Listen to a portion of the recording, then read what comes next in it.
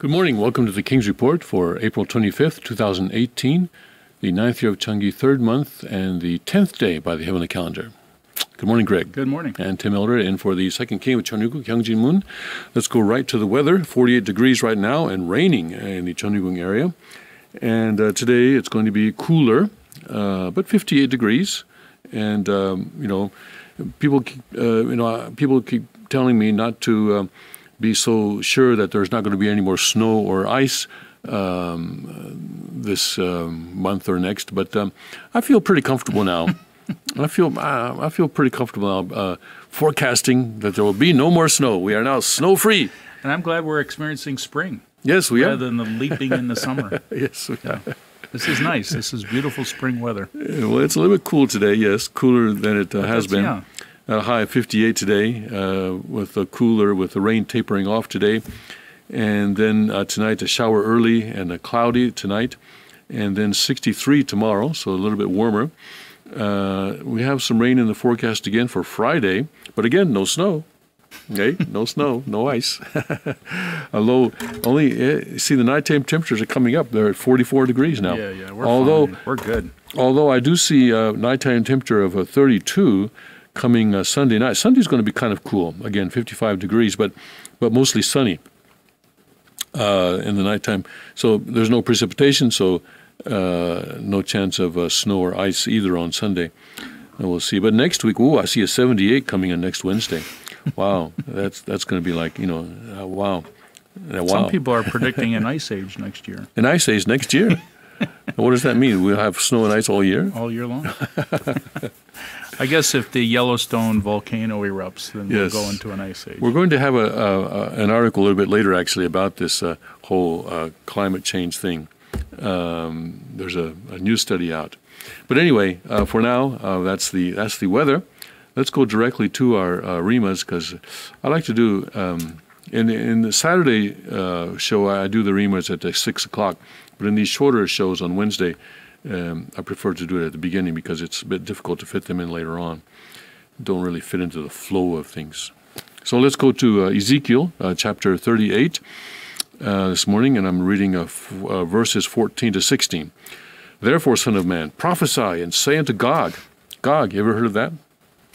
No? I've heard of that, yeah. Yes, it's in Revelations and it's also in Ezekiel 38. Those two places. So it's in the New Testament and in the Old Testament.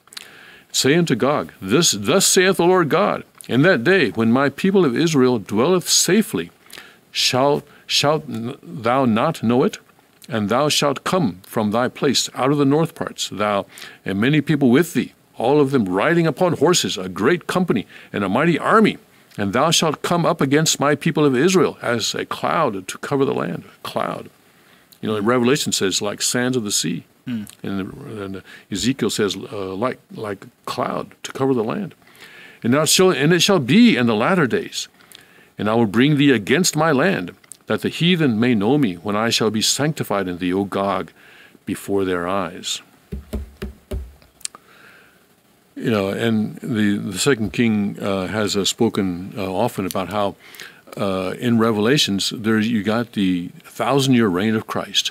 And at the end of that reign, after the Christ kingdom has been on earth for 1,000 years, all right, 1,000 years, you've got all this evil coming up against the chosen people. And he says this is explained by the fact that human beings still have the ability to choose. The ability to choose, the option to choose evil is created by God, isn't it? The tree of the knowledge of good and evil was not created by Satan. That tree was created by God. Because God doesn't want automatons. He doesn't want robots. He doesn't want AI cyborgs or anything like that. He wants human beings who have the ability to choose either good or evil, but choose good. Who choose by our own will, who choose freely to love God. That's what is necessary for us to be God's true children. And so people will continue during that 1,000-year reign. People will continue to choose evil, and at the end of that reign, after 1,000 years, there will still be a lot of people who have chosen to live by evil and who are gathered by Satan to come up against God's chosen people. And so here also in Ezekiel, say that there's this prophecy of the last days where the armies of Gog will cover the land as a cloud. As a cloud. I'm not sure clouds cover land, but anyway. More like fog, maybe. Like fog, I guess, yeah, like fog. It cloaks the land. Cloaks the land, yes. I don't know. I have to go back to the original Hebrew to see if a cloud is actually fog or whatever. But so let's not go into that. I don't know Hebrew. So this is shows that the fight between good and evil is going to go on for a long time. Although the Bible also says that 1,000 days is like a day. So it may be like that. 1,000 years is like a day. A day is like 1,000 years. So time periods can be are sort of fungible. But this battle between good and evil looks like it's going to continue for some time, and people have to continue to be educated and educated to choose goodness. Yeah, freedom seems to be a reoccurring theme throughout human history and into the future. That God values freedom of will, freedom of conscience, and responsibility. With that comes responsibility, and from the prodigal son story, and even you look at True Father and his own children. He did not lead his family like a military dictator. He gave them freedom to choose paths that sometimes led toward a very destructive end. And others chose to, be faithful and to follow True Father. But he didn't mandate it. He didn't like, you must do this. Otherwise, so it's a fine line in parenting, to allow your children freedom, understanding that there's responsibility and consequences with freedom. But as a parent, though, we do have a responsibility to educate. And this is also the responsibility of the second king and of the headquarters to educate people. We don't tell people you must do this, but we educate people as to what the options are and what the likely consequences are to each of those options. And so, for example, in the Chinese Constitution, it says that the federal government cannot outlaw intoxicating substances. All right. But it is the responsibility of parents, of community organizations, and of religious organizations and churches to educate people as to the consequences of these substances. So that people, based on that education and knowledge, can make their choice freely. Whereas the government, when they do, for example, war on drugs, they're doing it with with armed force. If you have drugs, then and it's against the law, a policeman will come, either with one of these or a SWAT team sometimes. They'll come with one of these and with a whole bunch of these, or at least a policeman with a sidearm, a pistol will come and arrest you. And if you resist that arrest, you could be shot. So that's war on drugs through force, whereas we want people to, God wants people to choose to live a good life and a healthy life by their own choice. I'm getting into some troubling territory, aren't I? I think you're fine. But it just shows God's nature and how patient God is to wait for that day when we freely respond to His love without any coercion or any kind of ulterior motives. We just go to Him with our sincere devotion and love, and that's sweetness to God. And that is God's absolute faith. Yeah, it's true. Yes, that is His absolute faith and absolute love and absolute obedience to His ideal of creation.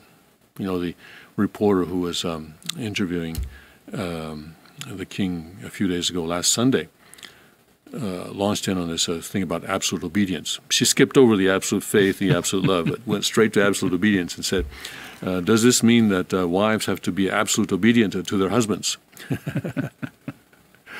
But what we have to always remember is that the model of absolute obedience, the idea of absolute obedience, begins with God's absolute obedience to His ideal of creation, and that comes from absolute faith in His children, absolute love for His children.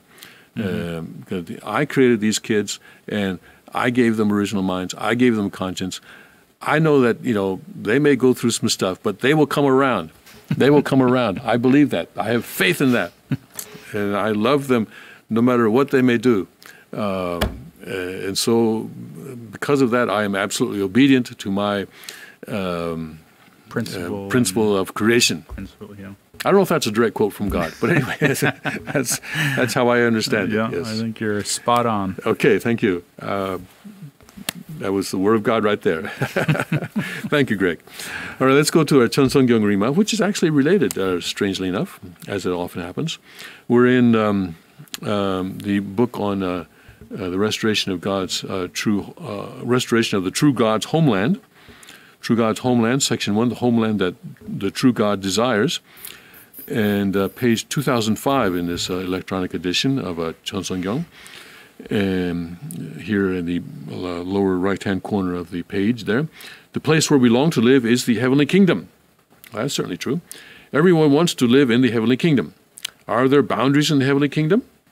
Do they use two languages in heaven? Are there differences between the races? The answer to these questions is no. Let me change here a page. I have to bring up the resolution again. Then what is the heavenly kingdom like? All people were born in the bosom of God. Thus, from God's point of view, we are God's sons and daughters, brothers and sisters in the family of God. From heaven's perspective, we are one people, all citizens of the kingdom of heaven on earth. Where Father spoke these words in 1973. Yes, 1973. Yes, that is certainly God's ideal, to establish a heavenly kingdom, is to say, 천유국. 1973, Father had not yet announced the phrase 천유국, but that is what he was talking about, a heavenly kingdom. Kingdom. And in a kingdom, you do have a king, don't you? So Father was talking here about kings, you could say. Some people like to say, when did Father ever talk about kings? Well, he's talking about kingdom all the time, in the heavenly kingdom. And so, but it's not the traditional type of king, but it's the type of king that gives freedom, gives rights, and gives kingship to all of us. How dare you wear a crown, Tim? And that's really the meaning behind us wearing crowns this morning, is that we are kings of the coming kingdom of heaven, Cheonggyeok. Yes, and the Cheonggyeok, yes, because we're going to be in a kingdom of kings, centered on the King of Kings. I do sometimes Q&As for different HSU classes that study the Constitution, and one question that almost always comes up is when and where? When and where is Cheonggyeok going to be established? And my answer has to be, well, we can have different ideas as human beings, but eventually, only God knows, and maybe even God doesn't know because it's up to human beings at 5%. But as human beings, it would be logical to assume or to think that it's going to be starting where the second king is, second and third king are, and where they are establishing the Cheonggyeok culture, because the Cheonggyeok Constitution really represents a very different type of culture, which I know people are having trouble acclimating themselves to. I still get requests, may I do this, may I do that, why doesn't headquarters do this, why doesn't headquarters do that, and these kinds of questions that reflect the traditional hierarchical top-down culture of the Family Federation.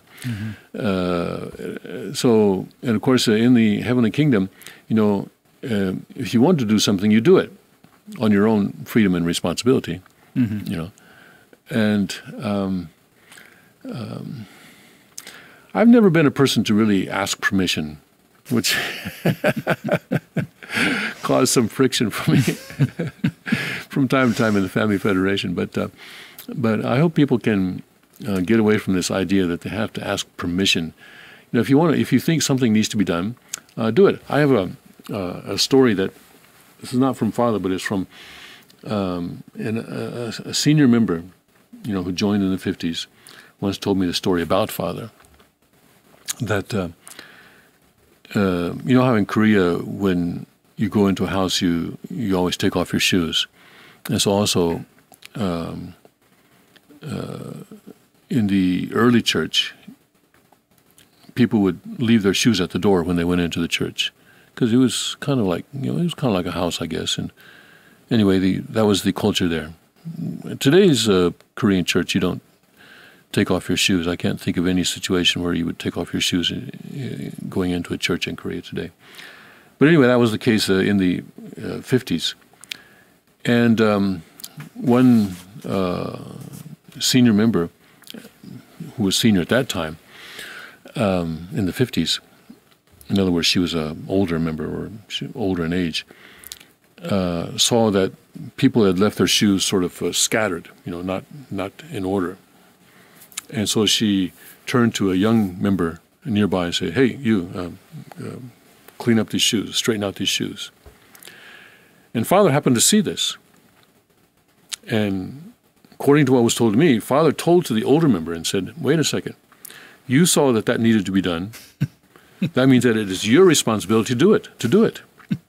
Because think of it, God is, or in spirit world, able type spirit world, is giving us inspiration, a revelation that something needs to be done. There's a project that needs to be done. All right? This does not mean that it is your responsibility to tell headquarters, hey, this needs to be done, headquarters should do it. This means that it is your responsibility to do it." God chose you. God chose you, yes. Because we are, as the king, and one of the first things that the king told me when I came here in 2014, is that we are a free association of blessed central families, each of whom have their own ministries.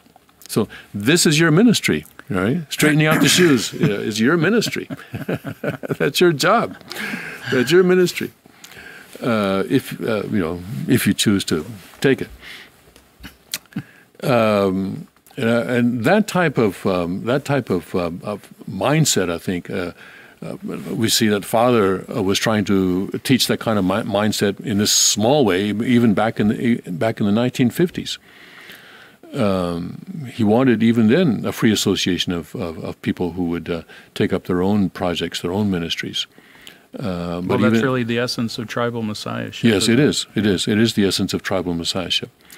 But we find that even now, that kind of culture is still very weak. Still very weak. Yeah. And we need to encourage ourselves and our brothers and sisters to have more of that kind of a mindset. Well, when you think of the concept co-heirs with Christ, we're all meant to be Christ-like. And what does it mean to be Christ-like? It means to take responsibility for God's kingdom. So that makes total sense what you're saying, that we have a direct relationship with Father and with God. And if we receive an inspiration from the Holy Spirit, then, we're not meant to look around, okay, I got this idea, now you guys do it. I hear that all the time. People have these brilliant ideas, and they want other people to fulfill their brilliant ideas. That's right. That's very kind of common. Yeah. And mostly because they realize that it's going to cost money. And that's part of it. You got to raise your own funding. And a lot of effort, right. You got to raise your own funding. You got to gather your own staff. You recruit your own staff. In other words, you have to convince other people that this is something really great, worth their time to do. Yeah. And so that means you have to recruit, which is what Father did. Father started out in a mud hut in Busan with no money at all. And the way they raised money in the beginning was Wonpil Kim drawing these portraits, and selling them to U.S. Military service people. And then also for a while they were collecting stamps. Somehow I don't exactly understand this, but they were collecting stamps and somehow making money out of that at one point. And then Father, started a gun factory.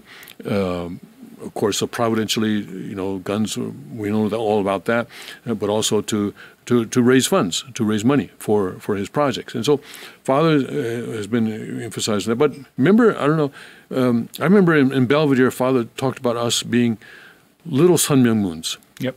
Yeah, Absolutely. yeah. Little Samyangmuns. So that's what that means, folks. That if you get an inspiration, of course, on your own responsibility and your own freedom, so you take responsibility for the consequences. But go ahead and do it. Go ahead and do it With prayer.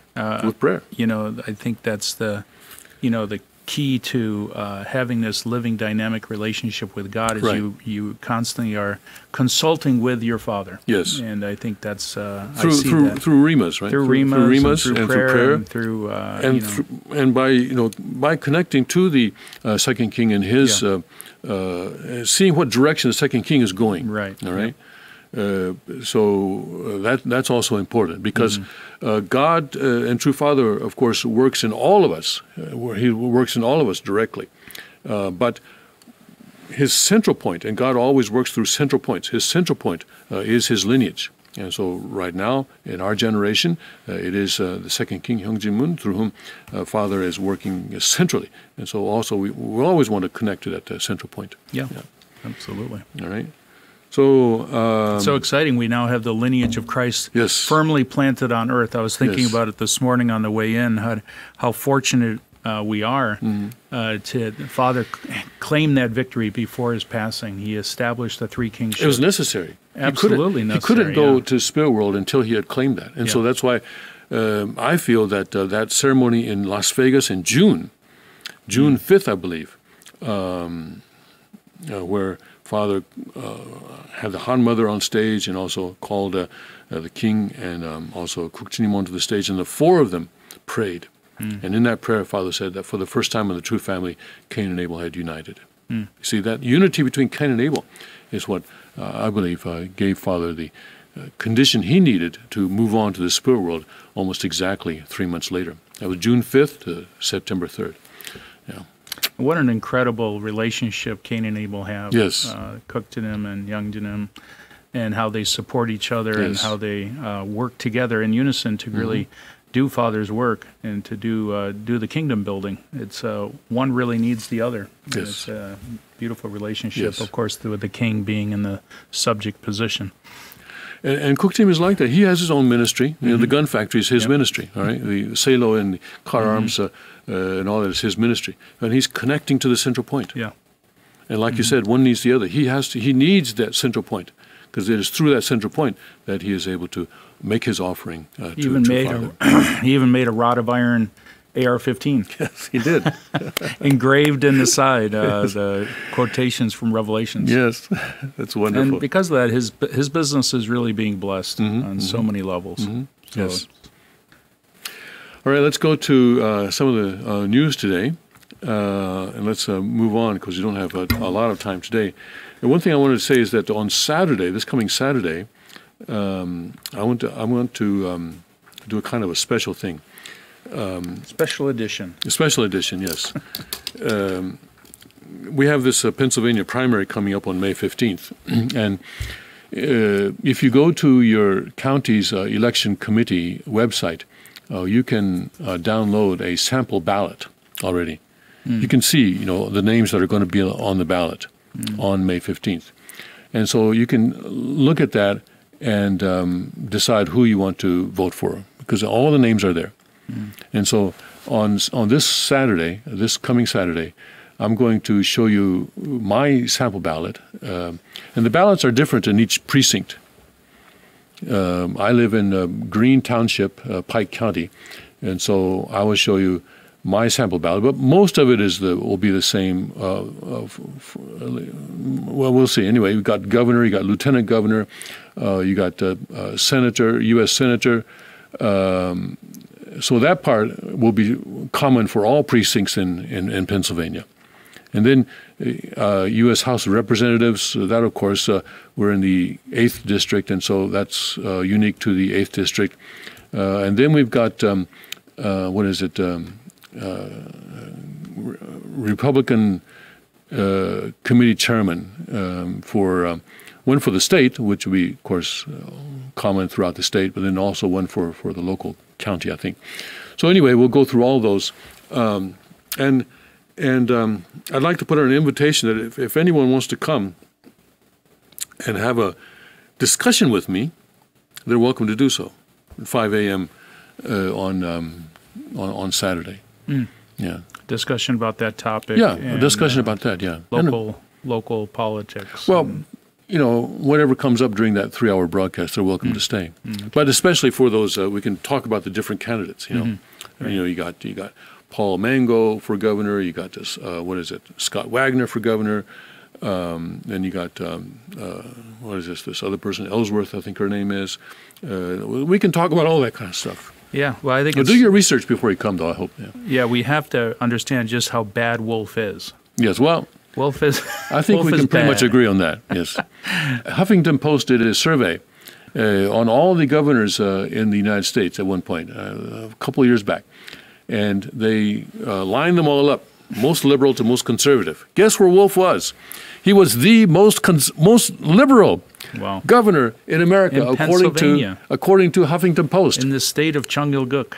Gog and Magog. No, it's not that bad. But he's really infringing upon Second Amendment rights. Absolutely, right yes, now. In fact, there's a rally coming up this Monday.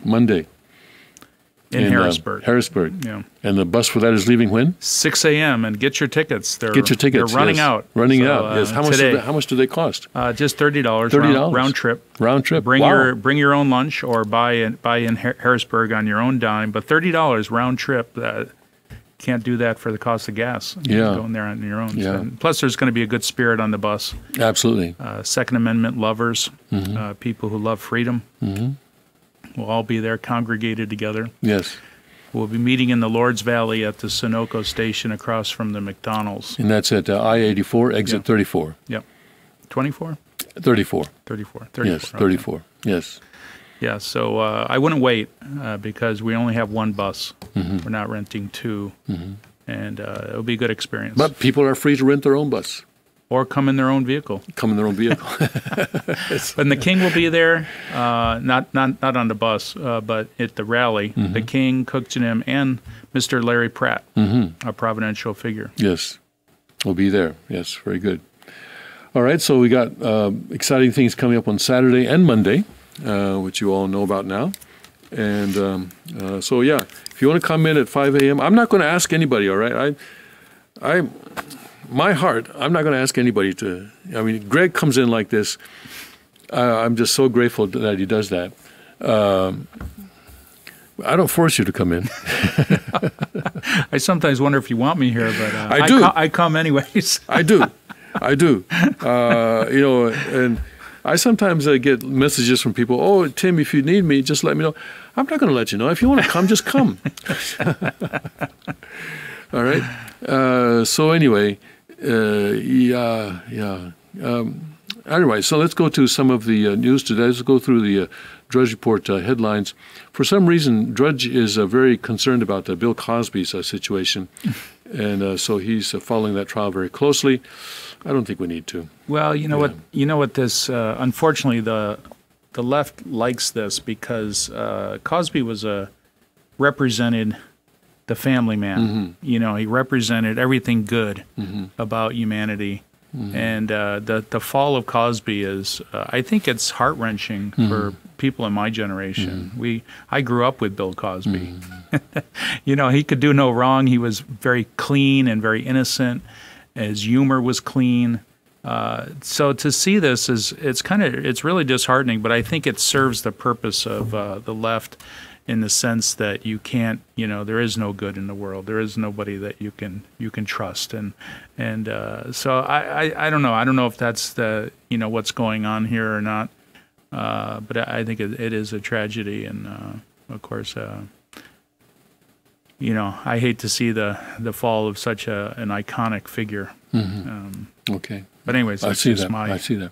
Just my feedback. All right. Well, maybe that's why Drudge is putting so much emphasis on it. Anyway, his trial is now going to jury.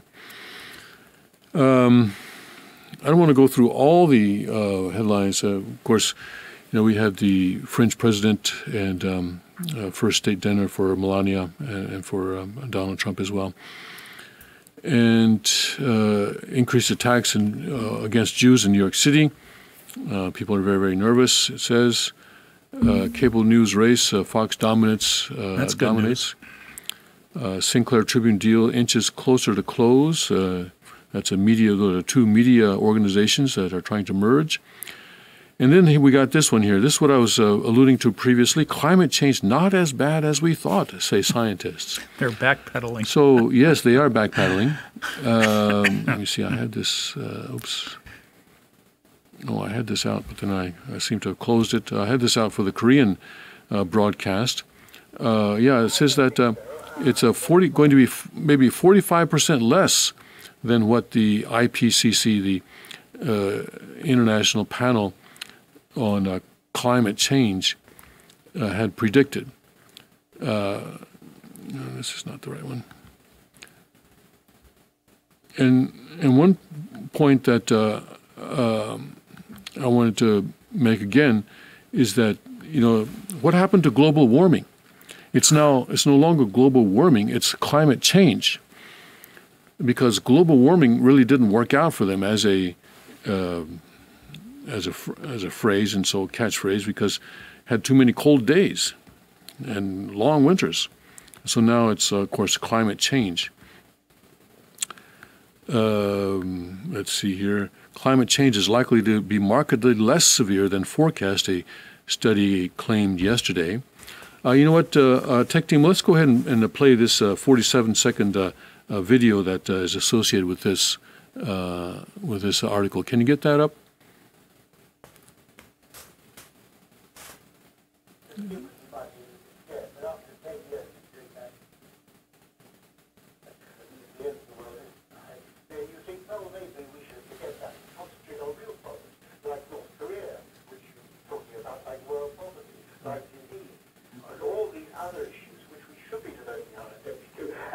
International terrorism, Islamic fundamentalism, these are real problems. The world is not short of problems, and to devote resources and energy to non-problems is really ridiculous.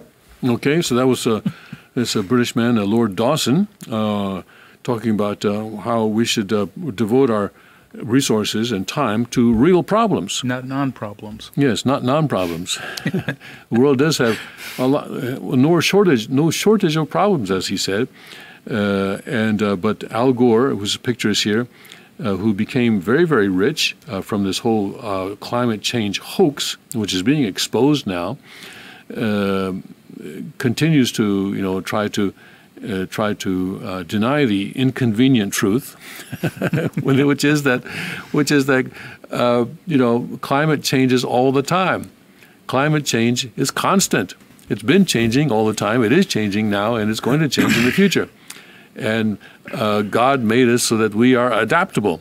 We know how to adapt to different climates, and we'll continue to adapt. I think it's important to separate true environmental concerns from climate change, so-called science. There are very, very intense environmental concerns that we as human beings need to be concerned about. Right. The question is, how do we deal with them? What are some of those concerns? Water pollution, air pollution, really affecting the lives of this people. Garbage patch in the Pacific absolutely. Ocean. The size of Texas size and beyond. of Texas. That's a real problem. That's a real problem because Yes. Marine life is ingesting these chemicals and these plastics. Pieces of plastic, yes. And causing sterilization, all sorts of issues. Those are real concerns, and we should take responsibility for them. But the question is, how do we do it? Do we, once again, turn over our tax dollars to a huge bureaucratical institution like the UN or some kind of global institution, or do we work on a local level to solve these problems? And I think that's really where the discussion has to go, not whether we think all these environment is just crazies on the left, trying to do something. No, we should all be concerned. In fact, the first environmentalists were conservatives. Yes. And hunters and fishermen, and they were the ones showing active concern. But again, on a local level, making changes, making things happen. Yes, environmentalism has been hijacked by the left. Totally hijacked. One of the many things that they have hijacked. I'd like to see Al Gore make a conscientious choice and give up all his wealth for the sake of cleaning up that garbage patch in the Pacific Ocean.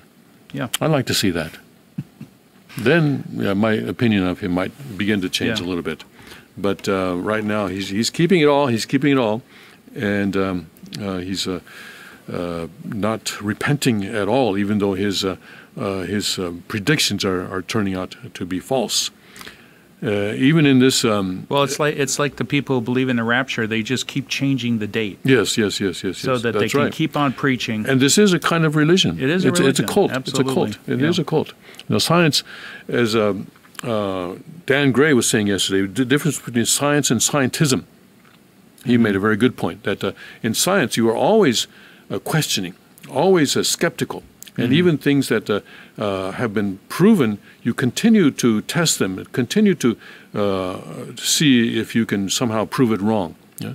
But whereas scientism is where you say, okay, I'm going to believe this, and even though there's no scientific proof, and I'm just not going to question this anymore. I'm not going to question this.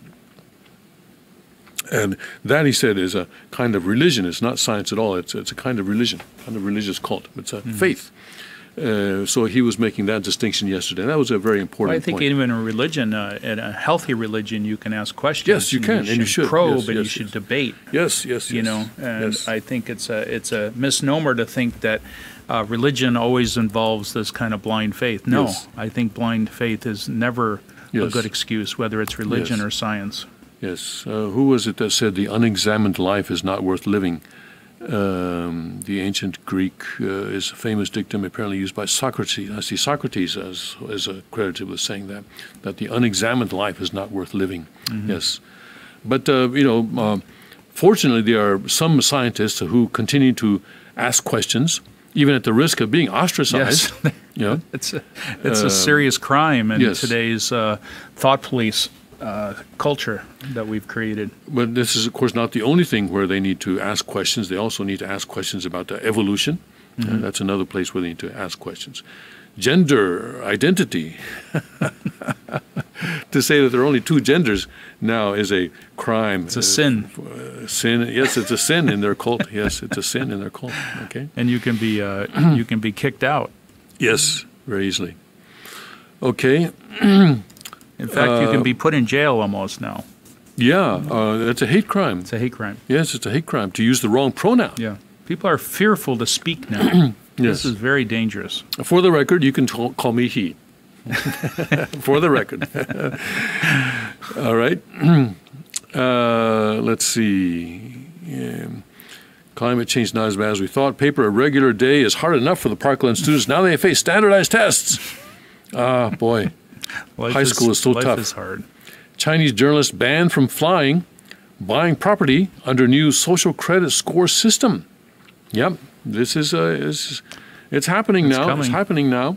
It's happening now. Yeah, it's not just coming. It's here. It's here. It was coming. Now it's here. China assigns every citizen a social credit score to identify who is and who isn't trustworthy. All right, so you can get onto the no-fly list in China by not being trustworthy. China is rolling out a high-tech plan to give all of its 1.4 billion citizens a personal score based on how they behave. We have, the King has covered this before, but it's coming out now. CBS even is covering this, so let's see what they say about it. But there are consequences if a score gets too low, and for some that's cause for concern. CBS 2's Ben Tracy reported Tuesday. When Liu Hu recently tried to book a flight, he was told he was banned from flying because he was on the list of untrustworthy people. Liu is a journalist who was ordered by a court to apologize for a series of tweets he wrote and was then told his apology was insincere. I can't buy property. My child can't go to a private school, he said. You feel you're being controlled by the list all the time. And the list is now getting longer as every Chinese citizen is being assigned a social credit score, a fluctuating rating based on a range of behaviors. It's believed that community service and buying Chinese-made products can raise your score. Fraud, tax evasion, and smoking in non-smoking areas can drop it. China's growing network of surveillance cameras makes all of this possible. And they also have facial recognition. So, if you're smoking in a non-smoking area, zzz, they got you, Oh, here it is, so-and-so. Yeah. It can recognize more than 4,000 vehicles, Xu Li said. Li is the CEO of SenseTime, one of China's most successful artificial intelligence companies. I guess if you don't have intelligence, you have to have artificial intelligence. Anyway. It has created smart cameras for the government that can help catch criminals, but also track average citizens. See, this is what you get when you have central power. Always the government is concentrating more and more power in itself. We can tell whether it is an adult child, male or female, he said. Ken Dewonskin has studied China's economic and political culture for more than 3 decades. He says how the new scoring system truly works is kept secret and could be easily abused by the government. Which means it will be abused. It will be abused. You can bet on it. Tracy, how far into people's daily mundane activities does this go? And see, where is this? Dewoskin, well, I think that the government and the people running the plan would like it to go as deeply as possible to determine how to allocate benefits and also how to impact and shape their behavior. See, it's engineering. Total control. It's total control. It's social engineering. And probably robots are monitoring these behaviors, or soon to be. Soon to be, yes. Either that or they'll import some people from the SPLC. I wish they would. That would be a good export for the United States to make. The fear, of course, is that the government may use this credit scoring system to punish people that it deems not sufficiently loyal to the Communist Party. Tracy of course, reported, this is where this is going. Trying to clear your name or fight your score is nearly impossible because there's no due process. And this is the government that everybody wants. Yes. Of course, America already has the no-fly list, and there, too, there's really almost a total lack of due process there as well. Where's that? In America, the no-fly list. In America, no-fly list, yes. Yeah. That's not credit score yet, but yeah, it could. All the elements are here in America that could be used. Already we have the FICO score, right? The credit score that every citizen has. Yeah. And they're using Facebook technology and Google technology to advance this kind of total surveillance grid. This camera right here can watch your every behavior while you're online and what sites you're visiting. And if you, heaven forbid, you visit an NRA site in China, you're done. Oh, yeah. Or even Google. Even if you just accidentally go to a controversial site, you're going to be screwed.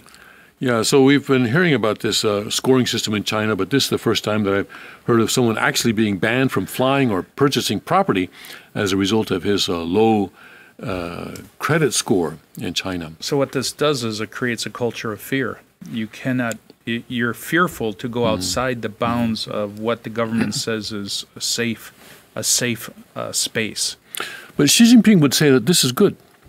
Of course. Because he would say that, this is necessary for stability. Right.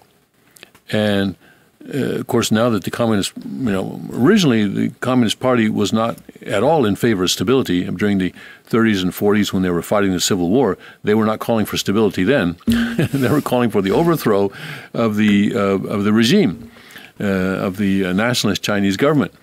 But now that they've done that, they say, oh, now we want stability all of a sudden because they're in power and they want to keep that power. Yeah. So now they're the elite class. So now. Stability requires control. Xi Jinping says, and he says that a day or so ago we had an article saying that Xi Jinping pointed out that internet censorship is very important for stability. Okay. Yeah. And they always the state media in China points to America and look at that country over there across the Pacific. Look how much confusion they have. Look how much instability they have. You don't want that, do you? You don't want that. That's what freedom brings you. So you don't want freedom. Trust me, you don't want freedom. Even if you wanted it, you can't have it. But anyway, you don't want it. So stop telling us about freedom and human rights and things. Stability is the human right, but it's not. Stability is not a human right.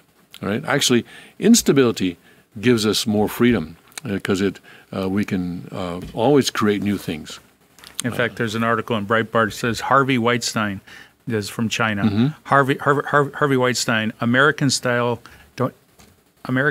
democracy, biggest human rights threat. Mm-hmm. There you go. So that's exactly what you're saying. Read that for us. Okay.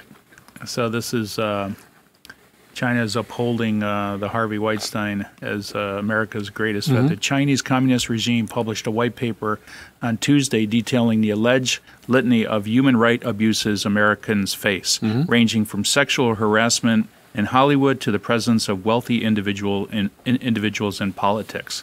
I'm sure their political figures are not wealthy. There are no wealthy people in China, no.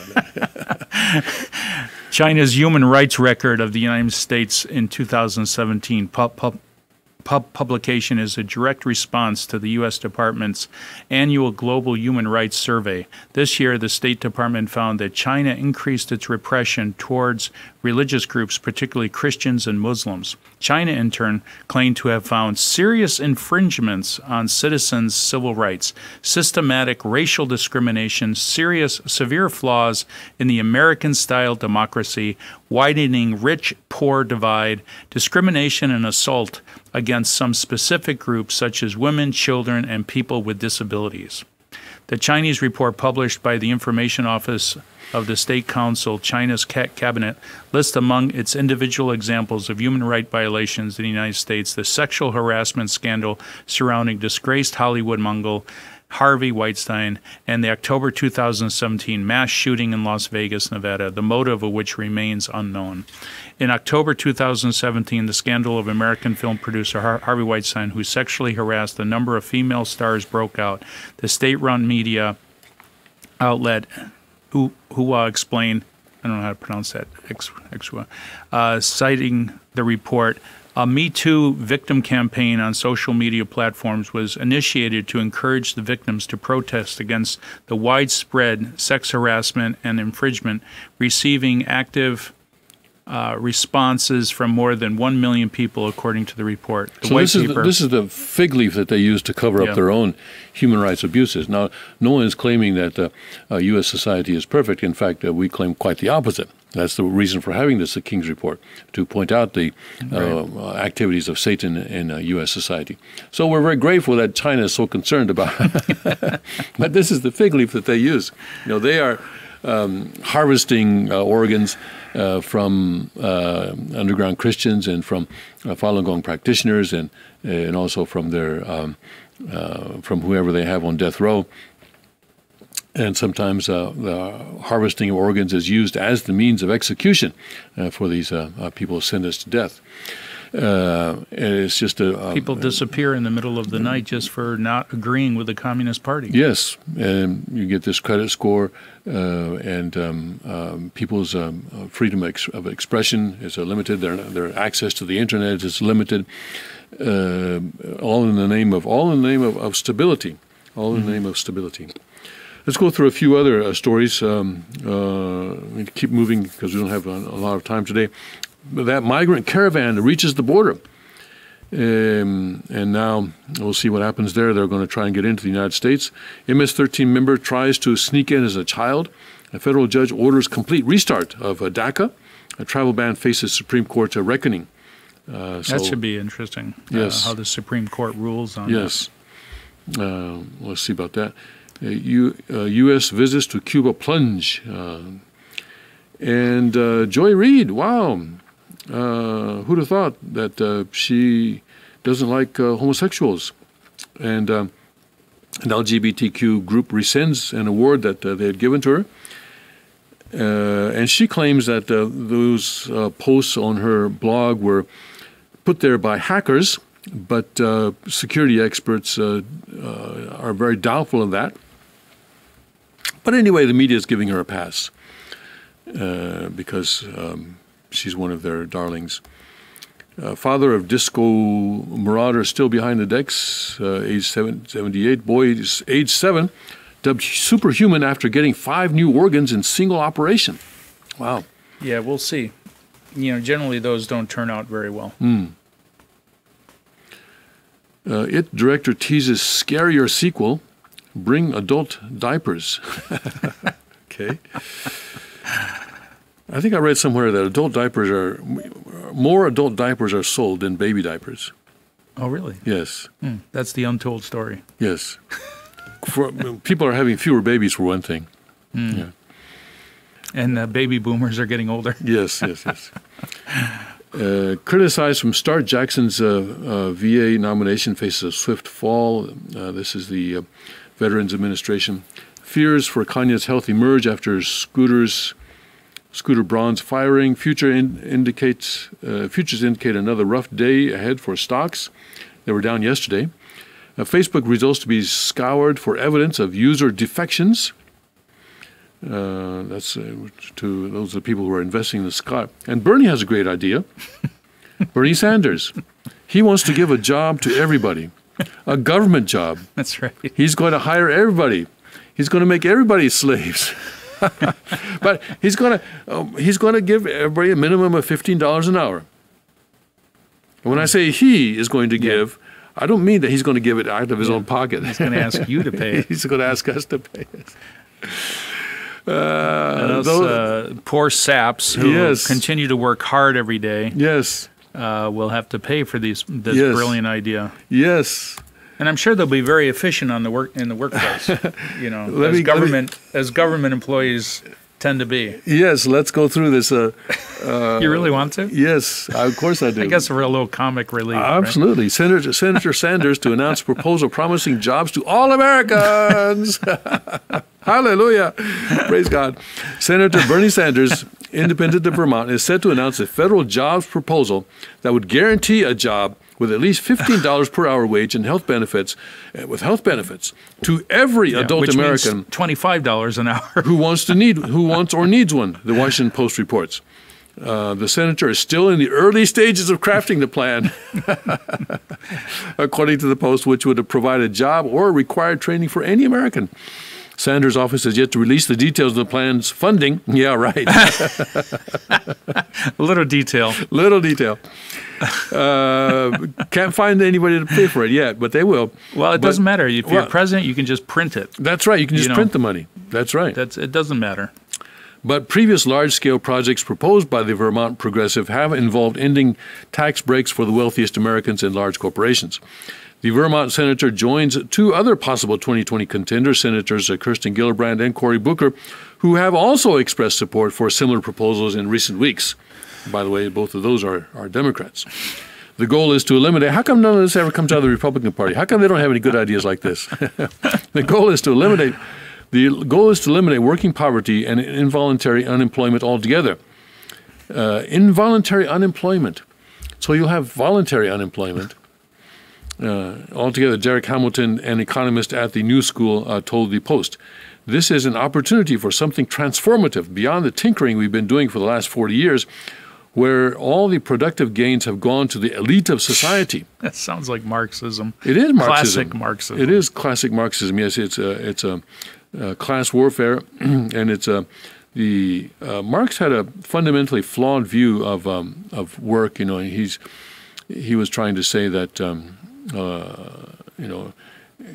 he was trying to say that anything beyond the value of the labor that is put in other words, the value of the work that is put in, is exploited profits. And so that's how he said that the owners or the capitalists always exploit the workers. That all the value that goes into a product originates from the workers. Critics of federal job proposals say that the government intervention to raise wages could lead to private business cutting costs in other areas, including hiring fewer employees. Yeah. If the wages go up 10%, then you have to reduce your workforce by 10%. Sanders is a longtime advocate of Fight for 15, a national movement aimed at raising the minimum wage to $15 an hour. The proposal would, if you want companies to leave America and go overseas, this would be an excellent way to do it. Absolutely. Yes. And if you start taxing the producers of jobs, yes, then they're also going to leave. Go with, they're going to exit. They're just going to move their money somewhere else. Yes. It's common sense. Mm-hmm. The proposal would have trouble gaining enough Democratic support to get real traction, and conservatives have long said a jobs promise is unsustainable and unaffordable, citing costs, the effects on the private sector, and the possibility of inflation. Yeah, because if you're just printing money in order to pay people $15 an hour, pretty soon $15 is going to be worth $1.50. That's right. It completely undercuts a lot of industries and companies. Brian Riedel of the conservative-leaning Manhattan Institute told Post, there will be pressure to introduce a higher wage or certain benefits that the private sector doesn't offer. Sanders has not announced a 2020 presidential run, but has left his options open. He was notably the country's most popular active politician in a Harvard-Harris poll last year. The Vermont senator will be 79 years old on Election Day 2020, 4 years after losing to Hillary Clinton in the 2016 Democratic primary. He got really scammed, didn't he? He did. And Hillary tried to scam Trump as well, but that didn't go so well. Yeah, but this is I'm glad that he's showing us the face of socialism. Yeah. He's not trying to hide it. Right. He's not trying to hide it. Mm-hmm. He's saying let's centralize control in the government and let's impose a utopia. Yeah, a redistribution of wealth. Yes, and inflation? Oh no. Like Maduro says, Venezuela. Maduro has an explanation for inflation. This is just exploitation by capitalists trying to raise prices in order to get more profit. Mm-hmm. So maybe Sanders also believes that the Maduro school of economics. Maybe he follows that school, or maybe vice versa. I don't know. But inflation obviously will be the result. And there are certain forces that you just cannot go against. I mean, if I drop this, it's going to fall, right? In the same way, if you print more money, you're going to have inflation. Mm-hmm. And it creates a bubble that eventually will pop. Yes. And if you raise the minimum wage, actually, a better way to if you want to give everybody a job. Well, Trump's doing that right now. There is a way to give everybody a job. Unemployment's at its lowest it's ever been.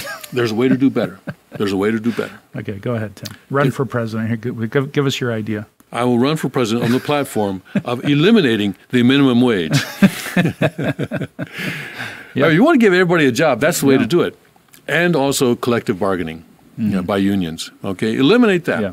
Then everybody who wants a job can get a job. All right? Yes, some of them will be low paying. Okay, and then you can have something that the Europeans are talking a little bit about now. We'll get to that in a minute, about a reverse income tax, where you give people benefits, but design it so that it's never more profitable to receive the benefits than it is to work. Mm-hmm. So that people can have some minimum standard, but always you're giving people the incentive to improve their skills and to get higher paying jobs. So that's the way to. If you want to give every American a job, that's the way to do it. Well, that's the biggest threat to these kind of huge government proposals is it takes away incentive. Yes. And it promotes mediocrity. It promotes it's actually a disincentive to work hard. If you look at the Soviet Union model, people were not incentivized to work hard. Yes. And so mediocrity and lack of motivation become the rule. So let's look at what's been happening in Finland. This is also linked on Drudge. Let me go direct to this. Finland's basic income trial falls flat. Wow. Yeah. What happened? Let's see. The Finnish government has decided not to expand a limited trial and paying people a basic income, which has drawn much international interest. Currently, 2,000 unemployed Finns are receiving a flat monthly payment of about $685 as basic income. Now, $685 is not a lot, but it's certainly a lot more than nothing. The eagerness of the government is evaporating. They rejected extra funding for it, said Olli Kangas, one of the experiment's designers. Some see basic income as a way to get unemployed people into temporary jobs. The argument is that if paid universally, basic income would provide a guaranteed safety net that would help to address insecurities associated with the gig economy, where workers do not have staff contracts. supporters say basic income would boost mobility in the labor market as people would still have an income between jobs. Finland's 2-year pilot scheme started in January 2017, making it the first European country to test an unconditional basic income. The 2,000 participants, all unemployed, were chosen randomly. But it will not be extended after this year, as the government is now examining other schemes for reforming the Finnish social security system. I'm a little disappointed that the government decided not to expand it, said Professor Kangas, a researcher at the Social Insurance Institute, a Finnish government agency. Speaking to BBC from Turku, he said the government had turned down Kela's, that's the institute's request for 40 to 70 million euros extra to fund basic income for a group of employed Finns, instead of limiting the experiment to 2,000 unemployed people. Another researcher, Miska Simana, said reforming the social security system is on the political agenda, but the politicians are also discussing many other models of social security rather than just basic income.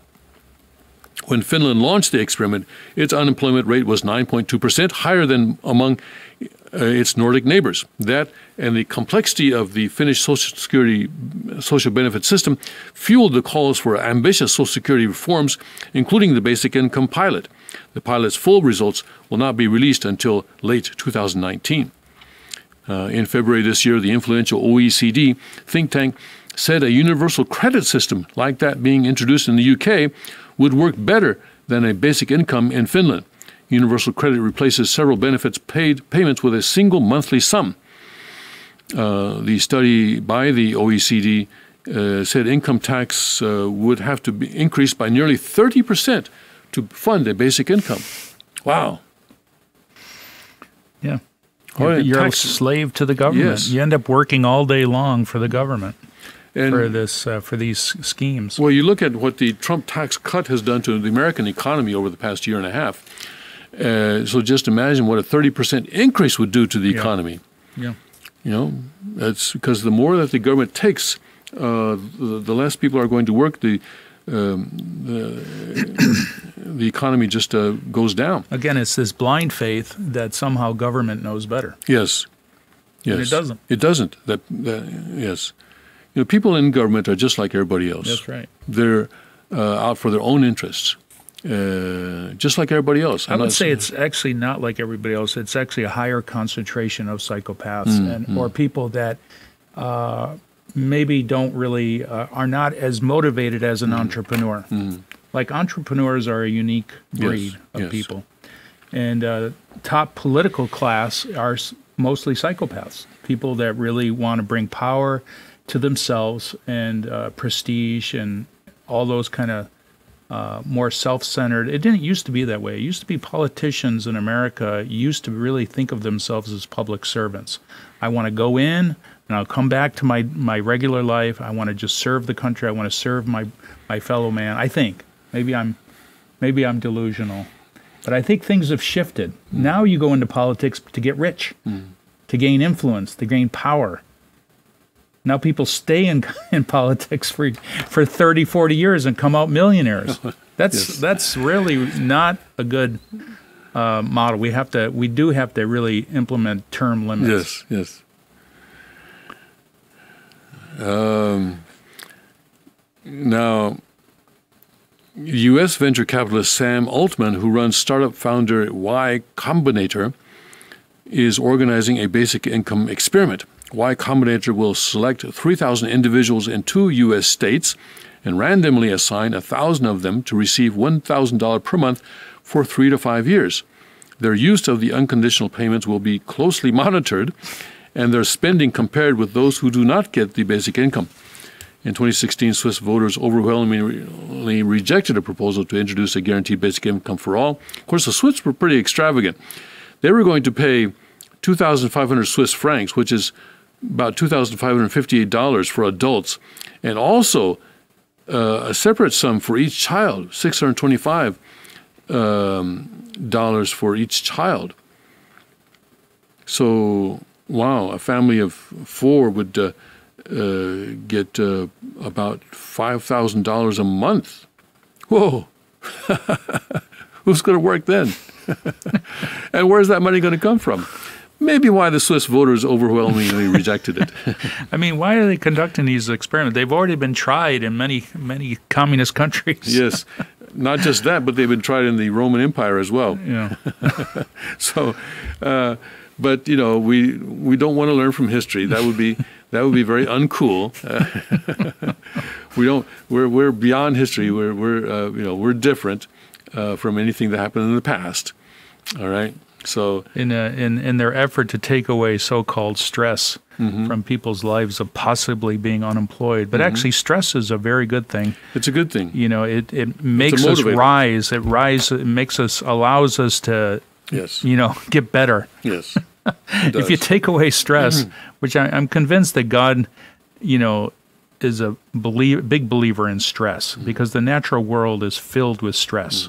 Just to survive in the natural world is a huge amount of effort, and there's all sorts of predators and hostile things in our environment, and because of that, we become stronger and better. If you take away all stress, you become like a jellyfish, spiritually. So, not a good idea. And hunger is a pretty good mother of invention. Yes. You have to. If you leave the house in the morning knowing that you have to come back with money in your pocket. In Korea, sometimes I would watch. In Korea, if you ride the subways in Seoul, and I'm sure anybody who's been there has seen this, you have people selling things on the subway, and it's illegal. And you'll have public service announcements on the subway from time to time saying, please don't buy from these people. But I watch them and I think, what kind of stress they must be under. That they have to, first of all, I'm sure they're paying someone, because I'm sure there's some kind of organized crime syndicate behind them. So they pay for their product, of course, and they probably also pay for some criminal element that allows them to be doing this because everybody has territory, right? Right. So, all right, you can take this line, you can take that line, this kind of thing, and then they have to do all that. Those are sort of their basic fixed costs, you might say, and then they have to earn enough money to have cash in their pocket when they go home at night. And I often wonder what kind of stress they must be under. And you get all sorts of sob stories, like, I used to work for this company and we were making this product, but then the American company that was supposed to buy this from us suddenly changed their mind, or they went out of business, and so now we're stuck with all this inventory. And so please help us out by buying this or something like that. And or sometimes you get disabled people passing out little cards that say, I'm blind, and et cetera, et cetera. And some people do buy things from them. Of course, you buy them at your own risk, because there's no money-back guarantee or anything like that. Once you buy it, it's gone, all sales final. But these people are under a lot of stress, and people who, because in Korea, the safety net is not as not what it is in the United States or other Western countries. But I think it's also how Korea has gotten ahead. In 70s and 80s, you'd see a lot of people sort of selling things on the street. And eventually those people gathered enough capital to start real businesses. It's a thriving culture today. Yes. Wherever Koreans go, they become successful because of their work ethic. Yes. They're tenacious, and they pool their resources together as family, extended family. Another huge benefit. I think there is a need for a safety net. But for people the family is the safety exactly. net. Family and also churches. And community. Yes. Churches, family and community. Not government. Not government does not do a good job. Yes. Private organizations, Red Cross can be a safety net. These other, many other, even now we have many other private organizations. We have food banks. We have a food bank here in Newfoundland. That's a kind of a safety net, and people utilize that. So government does not have to be the safety net. No. So, Bernie, I hope you're listening. We're not voting for you, Bernie. We're not voting for you. On Saturday, we're not going to endorse you. But you're right. It is good to have him out there because he clearly spells Yes. out the Marxist message Yes. and for everybody to see. And unfortunately, a lot of people, I guess he's quite popular on college campuses where there's Marxist professors teaching all day long. It would make sense that somebody like Bernie would be And popular. for young people, and I'll admit I dabbled in socialism when I was in college. I took courses in Marxism and the Confess. history of the Chinese Communist Party and this kind of thing. And my assessment at that time was that communism is a good system, just that you got to get the right people in there. If you got good people in there. That's the flawed thinking right there. That's the flawed thinking. Government is always the problem. All right, government is always the problem. And if you have good people, they don't need government. That's right. See? Good people stay away from government If positions. you have good people, they can do it themselves. Right. If you want to help somebody out, help them out. Help them out. All right. Let's go to another very, very serious situation. British politicians declare war on knives. What could go wrong? Having failed to thwart crime with gun bans, the British officials now want to restrict what may be the most useful tool ever invented. It only gets better. See this? Oh no. Yes. You're armed and dangerous, Tim. This is the evil thing that they want to get rid of. I used this yesterday. And good luck frisking everybody for knives and That's what they're doing, but not the elite, of course. right. They only frisk people who are in the underclass. And they can't frisk anybody with the name Muhammad. Oh. That would be a terrible That would thing. be racial profiling. Yes. That's right. Sadiq Khan might say, "You have no business carrying a knife around." Well, I carry it around just in case I do need it. And yesterday I did need it. Yeah. Yeah, I used it quite a bit yesterday. That's another story.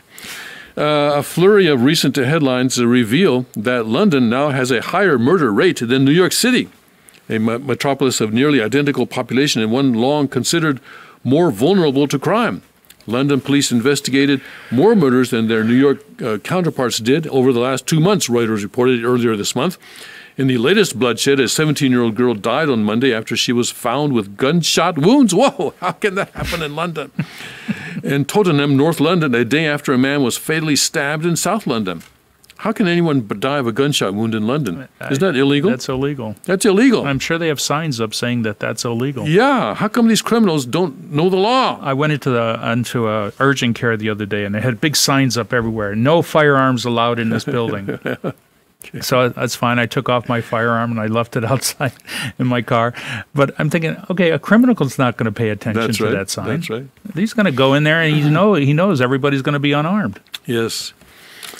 Commentators note that this may be a blip in that New York City's murder rate for 2017 stood at more than double that for London.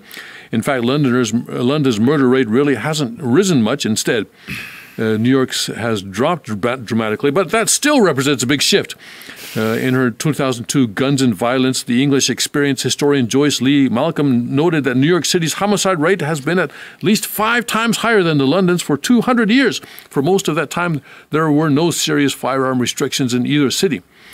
New Yorkers didn't need firearms to exceed the bloodlust of their transatlantic rivals. Even if you removed crimes committed with guns from the comparison, New Yorkers still managed to outstab and outkick Liverpudlians by a multiple of 3 and Londoners by a multiple of 5.6 over those 2 centuries, wrote the late Eric H. Monconin in Murder in New York City, published in 2000. The mayhem that's closed London's homicide gap with its transatlantic rival appears to be largely the result of violent criminal gangs. Firearms are strictly restricted in the UK, including a near total ban on handguns. Nevertheless, in the 12 months to October 2017, there were 2,500 offenses involving guns, a 16% increase on the previous year and a 44% increase on 2014, the London Assembly's Police and Crime Committee noted in January. Criminals, it seems, are not averse to committing crimes. What? Wait a second. Criminals are not averse to committing crimes. Someone got paid to study that. They should put a definition. What does it mean to be a criminal? including the illegal acquisition of tools that help them commit more crimes. Wow.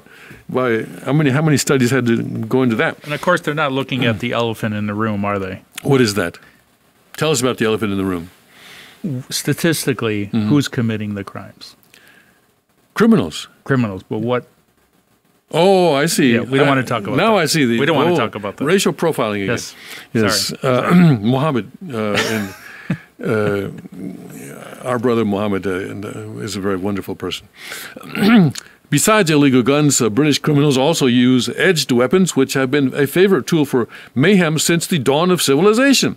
Having failed to disarm criminals with gun control that they defy, British politicians are now turning their attention to implementing something new and different, knife control, because criminals will be much more respectful of knife laws than of those targeted at firearms, I guess. No excuses. There is never a reason to carry a knife. Anyone who does will be caught, and they will feel the full force of the law. London's Mayor Sadiq Khan tweeted on April 8th, "Come and get me, Sadiq Khan. Come and get me." The full force of the law. Oh, my God. Not to be outdone, the predecessor, Boris Johnson, currently Foreign Secretary, called for increased use of stop-and-search powers by police. Boris Johnson, too. You have got to stop them. You have got to search them, and you have got to take the knives out of their possession. That was Boris Johnson. So knives can no longer be sold in London? So, yeah, I think maybe they're going to have to... They're going to have to ban the sales of knives. Well, I guess plastic knives are okay. I don't know. Can plastic knives hurt people? They can actually hurt people, Yeah. if it's a hard plastic. Yeah. Then you have to get into the density of plastic. We have to then put a law about how rounded the point has to be. Yeah. Yeah. And if it's a pliable plastic. Yes. Because some plastics can be like steel. Yes. Very That's hard, right. very dense. All right. So you want You to got to regulate that. This is a regulation thing. Yes. You just got to keep regulating. keep regulating. Yes. And of course, have cameras out so that you can see. Yeah. And London actually right now is the most surveyed That's right. city in the world. Yes. I believe. I think it believe has so. that type. Maybe not more than China. Or No, Beijing. I think no. I You think London yes, London has is more. Yeah. number one post. Yeah. China's working on it, but I don't think they're there Yeah. yet. It all sounds so familiar, doesn't it? And yet so utterly pointless. It sounds like a comedy If series. British authorities, yes, it is. If British authorities have been unable to block criminals' access to firearms, mechanical devices that require some basic mechanical skill to manufacture, or at least a 3D printer, how are they going to cut off the flow of knives, which require nothing more than a piece of hard material that can take an edge? Yeah, especially with 3D printing, I mean, it's much easier to 3D print a knife than it is to 3D print a firearm. Right. And so far, at least, the firearms that come out of 3D printers can only be fired once. But knives out of a 3D printer can probably be, in fact, I'll bet they're being manufactured that way even now. Mm-hmm. So anyway, our, friends, Pierce Morgan and others who believe that getting rid of weapons is the answer to world peace. And they have a steady flow of immigrants coming back and forth from the Middle East, where they can acquire all sorts of things to do harm in London. So this is not going to end well. This is not going to, the next 5-10 years, I think they will eventually come to the conclusion that citizens deserve the right to defend themselves. Yes, that is a human right, not just an American right, but it is a human right. That's why it is enshrined as a right number 2 in principle 2 of the Chinese Constitution, the right to defend yourself. And that right actually guarantees all other rights. And so when you take that right away, as the politicians in the UK are bent on doing, you really take away all other rights, at least the guarantee of all the other rights. Otherwise, human rights are just defined by the government. Okay, we'll allow you this much human rights. We'll allow you this much freedom of assembly, this much freedom of expression. We'll allow you this much in terms of the right not to incriminate yourself. Because basically, Mao Zedong was right that all political power comes from the barrel of a gun. And so if the government has the monopoly on guns, as we see in the UK, then the government has the monopoly on political power. Of course, this is playing right into the hands of not only the communists, but it's also playing into the hands of the Islamists, who like instability in their formative stages to implement their systems of government. So eventually, the goal of Islam is to, have the majority in London, and then to implement Sharia law, and then, of course, violence will eventually go away when everybody becomes a Muslim. Yes. That becomes the dominant culture. Yes, that's right. Before we close out, we've got about 3 minutes now. I just want to say a few things about Korea, because we have the North-South Summit coming up day after tomorrow. And the news this morning is that they're going through the preparations. They're actually doing sort of the dress rehearsal there. And part of it, at least part of it, is going to be broadcast live throughout the world, I guess over the internet or something. So it should be very clear. But one of the commentators, or one of the commentators in Korea, was warning that this could produce a situation where the North and South unite against the United States. By unite, I don't mean uniting the peninsula, but that they join forces against the United States. That's a very real possibility, I think. And that may be North Korea's strategic objective in going into this conference, actually, to say, we're all one people. So let's unite and against all foreign forces. They will use that phrase. They will not say let's unite against the United States, but they will say let's unite against all foreign forces. Foreign influence. Yeah, foreign forces is what they will say, or what they will want to say. Of course, Donald Trump is going into this with the objective to get North Korea to commit to denuclearization. But they're not going to denuclearize. I'm sorry, yesterday Dan Gray had some idea that Kim Jong-un wants peaceful nuclear technology. And I hope that people in Washington are not in that vein. I mean, he was a guest on our show, so I don't want to say too much about this. But let's be very clear that Kim Jong-un, his number one objective is regime stability and the guarantee of his regime. And North Korea understands reality in this sense, that their regime can only be sustained by nuclear force. Yep. That is objectively, that is true. It is such a crazy regime that it can only be sustained by nuclear power, nuclear force. If he gives up his nuclear weapons, he gives up his regime. Yep. That's the objective truth, and Kim Jong-un understands this. And for that reason, he will not give up nuclear weapons. No matter what he says. No matter what he says. No matter what he will discuss. He will commit. He will commit to giving up nuclear weapons. He will even say, we have given up nuclear weapons. But he will not give up nuclear weapons. I agree. He can say, we've destroyed all our facilities, we've destroyed all of our nuclear weapons. But he still has nuclear weapons. He will never give up nuclear weapons. Okay? So I hope people in Washington are very, very clear about this. But this is something that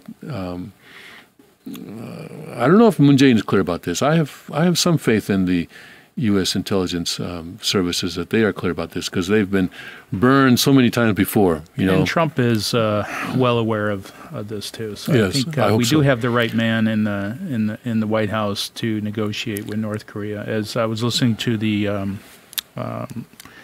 report, the daily report that Huckabee Saunders, and she's quite clear that Trump is not going to be dazzled or bedazzled by North Korean rhetoric. Let's hope so. Yes. But what happens day after tomorrow could be very important, or maybe not, but I think it may be. I think North Korea may succeed in turning the South against the U.S., basically, and to sort of creating a common front against the United States. And you know, North Korea says, oh, we're not going to have the withdrawal of U.S. troops as a precondition for discussions. They don't have to. They don't have to. Because if there is a peace treaty, if a peace treaty is signed, there's no more any need for U.S. troops in South Korea. The very reason for them to be there is eliminated. And so political... They're there because of a state of war. Yes, yes. Yeah. So the political pressure in South Korea and in the United States for the withdrawal of U.S. forces will grow dramatically just by signing the peace treaty. So North Korea doesn't have to. They just have to sign the treaty and then let nature take its course. I think that's probably accurate. What will happen is they'll sign a peace treaty, and then over the course of the next 3 years, there'll be a social pressure, political pressure to remove troops. And if the U.S. forces right now are being used as kind of a hostage, preventing a military attack on North Korea, then maybe withdrawing U.S. troops is a good thing, a necessary precondition to do what needs to be done, which is regime change in North Korea through military force. I've got kids there, so it's difficult for me to say this, but that may be what is necessary to happen on the Korean Peninsula. All right. Okay, it's time for us to stop, so we will do that. And thank you, everyone, for tuning in today, whether you tuned in live or later on, the recorded broadcast. Let's pray for President Trump. Let's pray for the people in Korea. Let's pray for that God's will can be done in that summit coming up on Friday. U.S. time, maybe late Thursday night, I'm not sure, or maybe early Friday morning. But let's pray for that so that God's will can be done and His kingdom can come on earth as it is in heaven. Adieu. All right. God bless, Godspeed, and may His kingdom come.